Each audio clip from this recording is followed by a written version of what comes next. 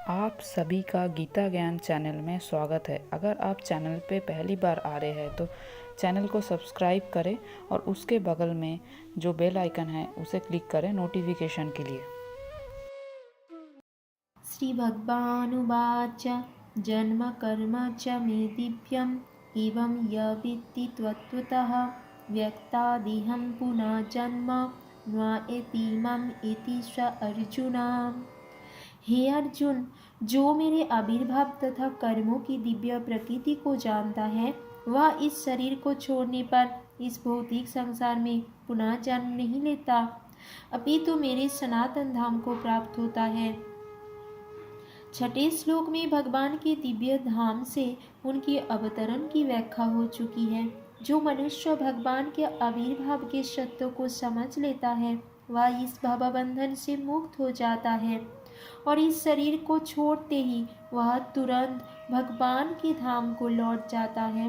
भवबंधन से जीव की ऐसी मुक्ति सरल नहीं है। निर्विशेषवादी तथा योगी जन पर्याप्त कष्ट तथा अनेकानेक जन्मों के बाद ही मुक्ति प्राप्त कर पाते हैं। इतने पर भी उन्हें जो मुक्ति भगवान की निराकार ब्रह्म ज्योति में तादात्म्य प्राप्त करने के रूप में मिलती है वह आंशिक होती है और इस भौतिक संसार में लौट आने का भय बना रहता है। किंतु भगवान के शरीर की दिव्य प्रकृति तथा उनके कार्यकलापों को समझने मात्र से भक्त इस शरीर का अंत होने पर भगवत धाम को प्राप्त करता है और उसे इस संसार में लौट आने का भय नहीं रह जाता।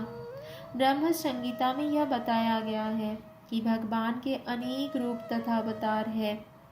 यद्यपि भगवान के अनेक दिव्य रूप है किंतु फिर भी वे अद्वय भगवान हैं। इस तथ्य को विश्वास पूर्वक समझना चाहिए। यद्यपि यह संसारी विद्वानों तथा ज्ञान योगियों के लिए अगम्य है, जैसा कि वेदों में कहा गया है, एक भगवान अपने निष्काम भक्तों के साथ अनेकानेक दिव्य रूपों में सदैव संबंधित है। इस वेद वचन की स्वयं भगवान ने गीता के इस श्लोक में पुष्टि की है।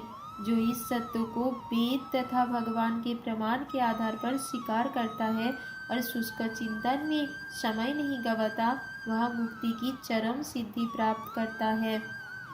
श्री भगवान को जान लेने से ही मनुष्य जन्म तथा मृत्यु से मुक्ति की पूर्ण अवस्था प्राप्त कर सकता है। इसकी पुष्टि यहाँ किया गया है। तमेव विदित्वानि मृत्युमेति नान्यः पंथा विद्वते यनाय। इस सिद्धि को प्राप्त करने का कोई अन्य विकल्प नहीं है। इसका कोई विकल्प नहीं है का अर्थ यही है कि जो श्री कृष्ण को श्री भगवान के रूप में नहीं मानता वह अवश्य ही तमोगुणी है और मधु पात्र को केवल बाहर से चाट कर या भगवद गीता की विद्वतापूर्ण संसारी विवेचना करके मोक्ष प्राप्त नहीं कर सकता। ऐसे शुष्क दार्शनिक भौतिक जगत में महत्वपूर्ण भूमिका निभाने वाले हो सकते हैं किंतु वे मुक्ति के अधिकारी नहीं होते। ऐसे अभिमानी संसारी विद्वानों को भगवत भक्त की अहेतु की कृपा की प्रतीक्षा करनी पड़ती है। अतः मनुष्य को चाहिए कि श्रद्धा तथा ज्ञान के साथ कृष्ण भावनामृत का अनुशीलन करे और सिद्धि प्राप्त करने का यही उपाय है। अगर आप सबको वीडियो पसंद आया है तो वीडियो को लाइक करें, चैनल को सब्सक्राइब करें और भी वीडियोस देखने के लिए।